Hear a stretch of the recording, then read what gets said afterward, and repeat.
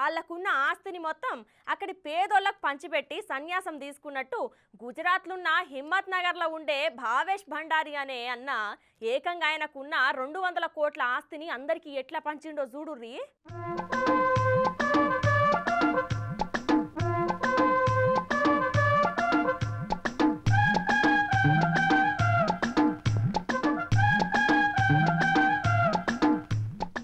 ఇగో బండి మీద నిలబడి చేతికి అందినట్టు జనాలలో ఇసురుతున్న గీ ఆల్మొగలు చూసిరు కదా అనుల్లా. ఇప్పటిదాకా మా యాంకరు గుజరాత్ లో ఉన్న హిమ్మత్ నగర్ లో ఉండే భావేష్ భండారి అనే అన్న ఏకంగా 200 కోట్లు ఆస్తులు వంచిండు అన్నది కదా. ఆ గాలేనుల్లా ఇల్లు. ఇక ఈ భావేష్ భండారి అనేటాయన బిల్డింగులు కట్టే వ్యాపారం చేసి కోట్లకు కోట్లు సంపాదించి ఎంత సంపాదించినా గానీ అవి మనతో రావు అని పచ్చి నిజాన్ని గ్రహించి సంపాదించింది అందరికి వంచి దేవుని మోక్షం కోసం యాత్రకు పోనికే ఇగో గిసువంటి నిర్ణయం తీసుకున్నాడబ్బా.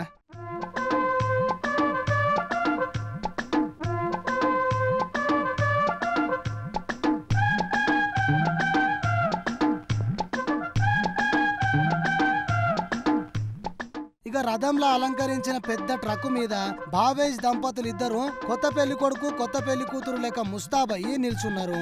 ముందు బ్యాండ్ మేళంతోని డాన్సులతోని రథం సాగుతుండగా పైనున్న దంపతులు జనాలకు బట్టలు పైసల నోట్లు విసురుకుంటా దాదాపు 4 కిలోమీటర్ల పాటు ఈ యాత్ర చేసిర్రు.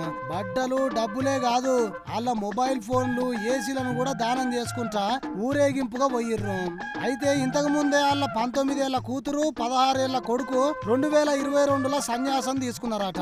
అయితే ఇప్పుడు ఈ తల్లిదండ్రులు కూడా వాళ్ళ బాటల్ని నడవాలని నిర్ణయించుకొని వాళ్ళకున్న దాదాపు 200 కోట్ల ఆస్తిని విరాళంగా వంచుకుంటా పోయిర్రు.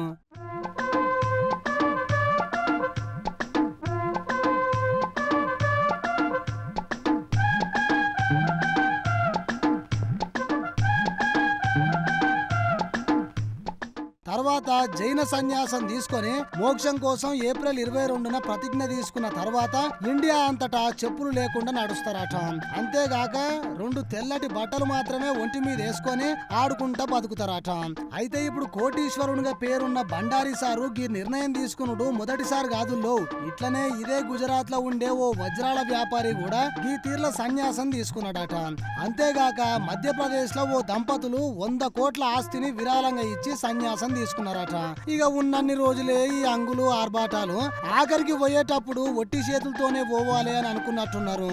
ఉన్న అన్ని బంధాలు తెగదెంపులు చేసుకొని ఉన్న ఆస్తులన్నీ వదులుకొని ఆయన వాళ్ళ భార్య ఇగో గిట్ల ఆధ్యాత్మిక జీవనం గడపనికే పోయిర్రంటే వాళ్ళను మెచ్చుకోవాలి పోరి. అయితే ఇప్పుడు ఈ యాత్రకు సంబంధించిన వీడియో సోషల్ మీడియంలా ఫుల్ ఫేమస్ అయింది పోరి.